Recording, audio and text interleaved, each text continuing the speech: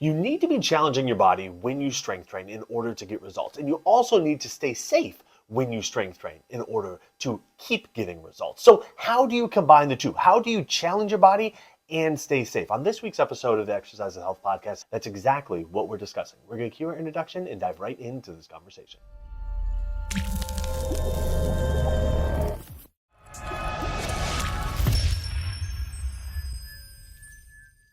Hey, welcome back, everybody, to the Exercise is Health Podcast, brought to you by Muscle Activation Schaumburg. We're your hosts, Charlie and Julie. And today we're discussing this idea of how do you stay safe when you're lifting heavy. Look, we talked last week about lifting heavy being an absolute must, something you need to prioritize during this calendar year and really forever in order to build strength, maintain your strength, in order to get the changes that you're wanting to get from your workouts. But how do you do that while also staying safe? We have some key concepts that we want to dive in with you today. We want to let you know that if you want to start experiencing what we're talking about today, that's exactly what we can help you do at our studio, Muscle Activation Schaumburg, where we specialize in using muscle activation techniques. So all you need to do to see our availability and get on our schedule is go to our website, www.matschaumburg.com, click the big green button that says Get Started, and you can schedule yourself for your initial MAT consultation and assessment. So again, this idea of staying safe when lifting weights. Look, this is a very common notion. Nobody goes into the gym being like, oh, I really hope, knock on wood, I hurt myself today, right? Like everybody wants to stay safe when they work out. And everybody wants to get results from their workouts at some level. The truth of the matter is, though, in order to get results, you need to challenge yourself. And when it comes to lifting weights, more times than not, that means lifting heavier. So how do we go about doing that? How do we lift heavier, really challenging ourselves while also staying safe? That's what we're talking with you about today.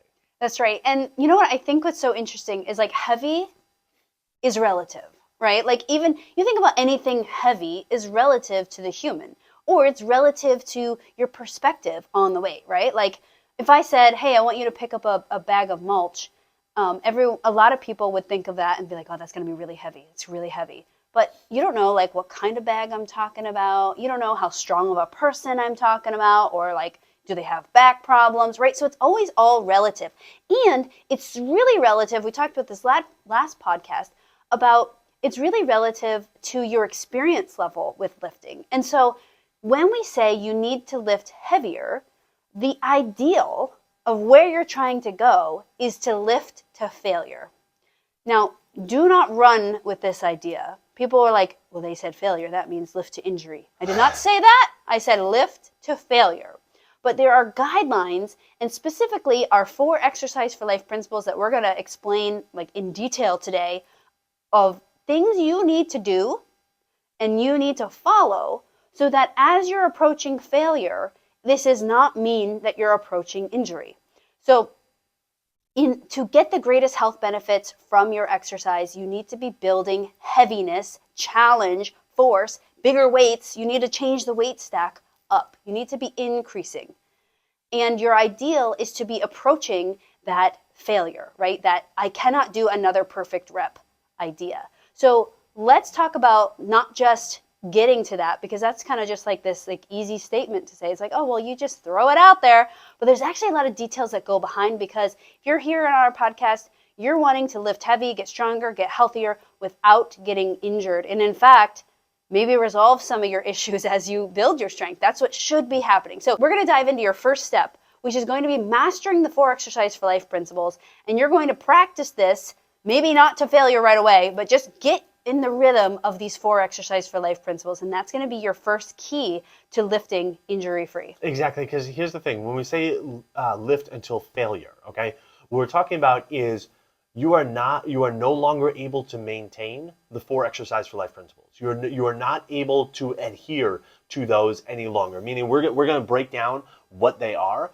but failure would be like failure to adhere to the 4 Exercise for Life principles. There's one of the 4 that, or more than one, that you end up violating, okay? And so that's when you know, okay, like for this weight, for this exercise, I've done enough, all right?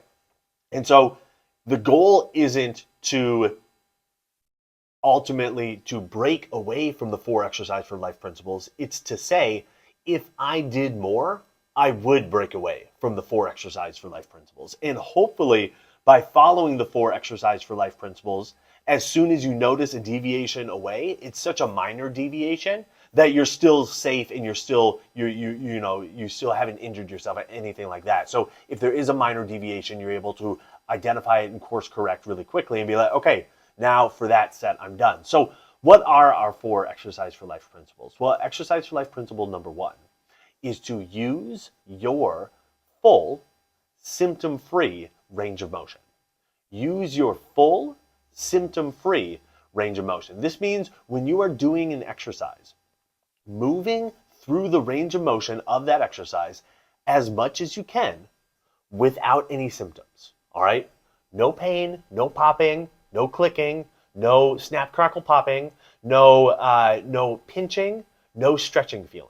Okay? The only thing that you should be experiencing while you're doing the exercise are your muscles squeezing and eventually your muscles fatiguing. Okay? Those should be the only things that, from a sensation symptom standpoint, you are noticing is your muscles squeezing, and then after enough time, your muscles fatiguing. All right? So you stay within that amount of motion, however much it is. You might look in the mirror and be like, oh, this isn't full range of motion. I'm not going all the way down on my squats. I'm not like bending my elbows as much as I can during my biceps curls. But then you exceed that and you're like, oh yeah, I feel something in my elbow. Or you try to go lower in the squat, like, oh yeah, I feel something in my back. It's like, okay, it doesn't have to be full relative to the textbook. It needs to be full relative to what your body can do from a symptom-free perspective. Yes, and this first step is really the biggest, I think, like external visual step to customizing your exercises to you, right? Because I don't care what like Jimmy's doing over there. I want to know what you can do. So step number 1, just as Charlie just talked about, is using your full symptom-free range of motion. The second step is going to be controlling your moving and non-moving parts. So let me break this down. Any exercise that you do in a gym has parts of your body that moves and parts of your body that should stay still or not move.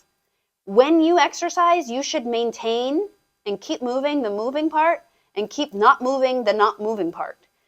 So for example, if you're going to do a bicep curl, if you think like the limb that's below my elbow is the moving part, right? I'm going to move my elbow, and so then like the dumbbell will then do the range of motion. The rest of my body is not moving. So that would be the example. So as you go through your bicep curls, whether how easy or hard it gets, you need to maintain the moving part and maintain the not moving part. So you shouldn't start launching through your thorax or moving through your shoulder blades or things like that. You have probably gone to the gym and seen this happen as people get tired, or they just have, they're not focused on the exercise for life principles. They're like doing these bicep curls and it's a full body experience. It can be kind of a full body experience, but the non-moving part has to not move. You might feel muscles like squeezing to not move you, right?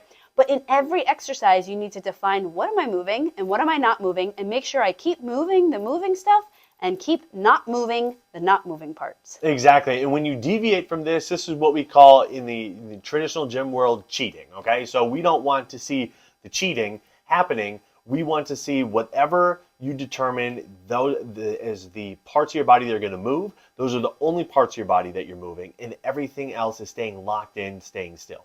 Now, exercise for life principle number 3 is to move slowly. Now, the great thing about moving slowly is it will help you to control and maintain your moving and non-moving parts, because you're going to be less likely to use momentum, causing your body to flail or swing or fling or whatever, okay?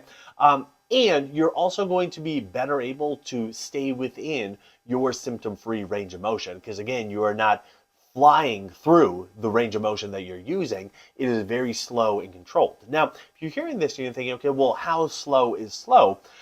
The best thing that we have found to explain this is like a school zone analogy, okay? Meaning like if you're driving through a school zone and the posted speed limit in the school zone says, 15 miles an hour when children are present, does that mean that you just set your car to go at 15 miles an hour and just go through the school zone? No, you go only at the speed that you feel comfortable that you could stop immediately, okay? So you probably don't exceed 15 miles an hour, but it doesn't mean that you max out at 15 miles an hour. however fast you can go where you can stop immediately in case a child darts out, in case a parent chasing a child darts out, in case a puppy being chased by a child being chased by a parent darts out, okay? Whatever may dart out in front of you, you need to be able to stop immediately. And that's the same thing with your strength training. You want to be able to stop immediately regardless of how fast that actually is, okay? So if you're doing a biceps curl and for whatever reason you had to stop immediately, you don't want to stop 3 or 4 inches above that immediate stopping point. You want to be able to stop, like literally stop and freeze and not move, just like there like a statue immediately, okay? So however slow or fast or whatever that is for you, whatever speed that is for you, that is the speed that we recommend you moving. It's going to minimize your use of momentum because the weight's not going to be getting away from you because you're going to be able to stop immediately. The other great thing is if for whatever reason you start to feel something a little bit weird or funky going on within your body, you are able to stop immediately and course correct and change how you're doing the exercise or how your body is positioned.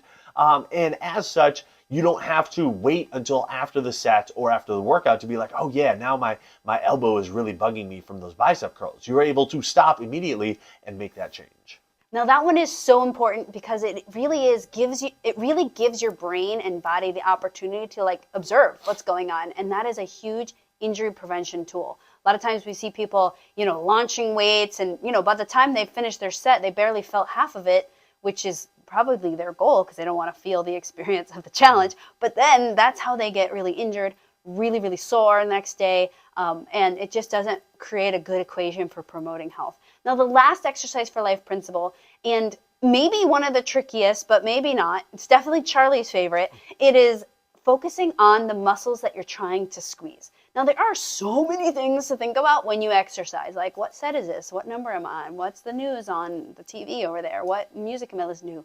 But the biggest thing that we should be focusing on is what you're actually working on, which is the muscles squeezing that's doing the motion, right? So when you're doing, for example, I'll just bring the bicep curl back in. When you do bicep curl, we're trying to work your biceps or your elbow flexors, the things that bend your elbows. So when you do this exercise, instead of thinking like 1, 2, 3, 4, and not that you can't count, but your main thing is going to be focused on squeezing the muscles, squeezing the biceps. So as you go, you're thinking, okay, contract the biceps, squeeze, focus on my brain connecting to this tissue. And you're going to notice as you do this more and more, you're going to feel more stimulation in that muscle tissue.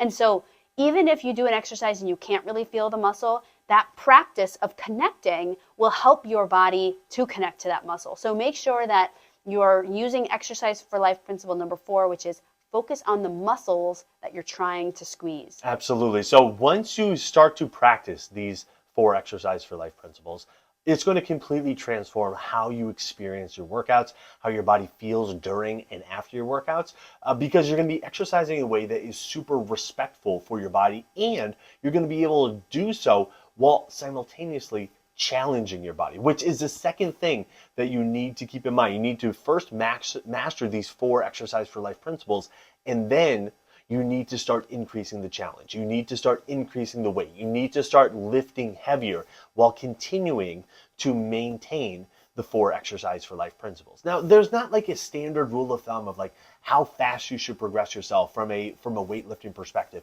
But, a few episodes back, we kind of talked about this idea of like, well, how do you go about lifting heavier? And the truth of the matter is that is a day-by-day exploration based on how your body is feeling and how your body is kind of responding to your workouts. But I think a really simple thing that not enough people do, that I feel like you and I do, Julie, all the time, is when you're doing an exercise, if you completed it and you followed the 4 exercise for life principles during your last set, just see if you can go a little bit heavier. Just add 5 pounds or whatever the next little increment would be. Just see if you can do that and still maintain the 4 exercise for life principles. And then as you become more mature as an exerciser, as you find that, really kind of get tuned in and dialed in with your workouts and with your body, then you'll have a much better idea of like, okay, yeah, my body's telling me I can go heavier, or my body's saying like, for today, this is it. But until you really get, honestly, a good number of years of consistent, challenging strength training under your belt, it's hard to have that experience because everything just feels hard. And everything, your body's saying, no, we should stop. So for the time being, just see if physically you are able to complete another set with just a little bit more weight while still adhering to the 4 exercise for life principles. You know, I love that tip because otherwise we're going off of emotions, right? If you've mastered the 4 exercise for life principles, I always reassure my clients. I'm like, I trust you.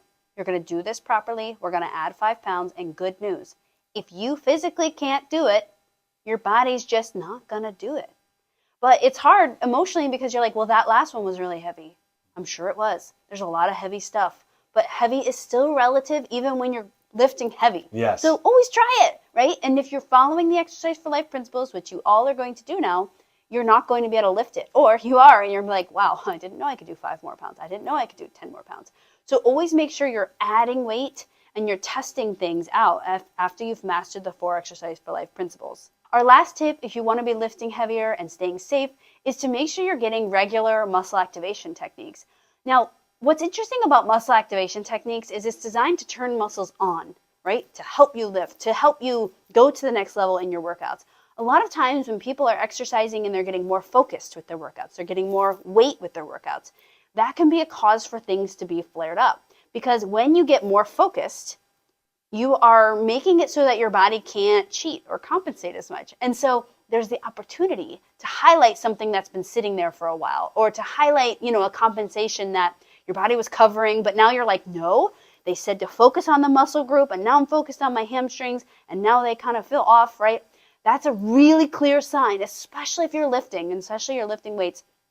It's a really clear sign that you need muscle activation techniques, because we need to make sure that all muscles are available and on and ready to work so that your workouts really can take you to the next level, and make sure that your workouts are actually preventing injury and not creating injury, and making sure that you're getting stronger and stronger in a really complete way rather than a really biased way. Exactly. So if you're bought into the idea that you're going to start building your strength, you're going to do your strength training consistently throughout your week, you've heard us talk about this idea of lifting heavier, and you're like, okay, I know I need to be strength there, I'm going to do it. Lifting heavier, I'm not sure about that because I don't want to hurt myself. The 4 exercise for life principles are how you ensure that you stay safe while you're working out, how you can still challenge your body as much as it is appropriate to challenge your body on that given day, and still walk away from your workout feeling strong, feeling energized, feeling well.